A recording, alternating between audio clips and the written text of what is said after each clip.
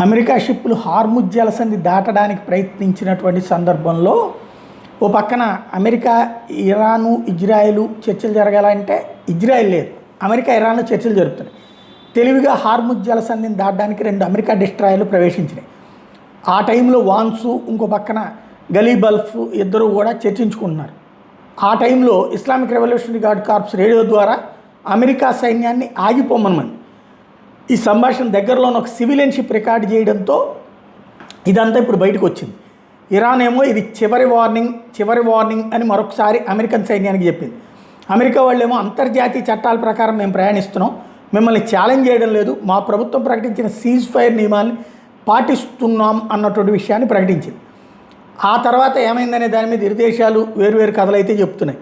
United states central command CENTCOM వచ్చాడు, డిస్ట్రాయర్లు ఎటువంటి ఘటన లేకుండా ప్రణాళిక ప్రకారం వెళ్ళిపోయినాయి అని చెప్తే, ఇరాన్ ఏమో మా హెచ్చరికలతో వెనక్కి వెళ్ళిపోయినాయి అని చెప్తుంది.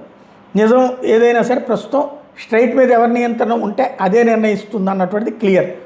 అయితే స్ట్రైట్ అయితే మిగతా షిప్స్ ఏవీ కదలేదు. ఈవెన్ అమెరికా కూడా అట్లా ముందుకు వెళ్ళినటువంటి చరిత్ర అయితే కనిపించట్లేదు. జస్ట్ మేము వెళ్ళామని చెప్పి ప్రపంచాన్ని నమ్మించే ప్రయత్నం చేసింది అన్నటువంటి విషయం స్పష్టమవుతుంది.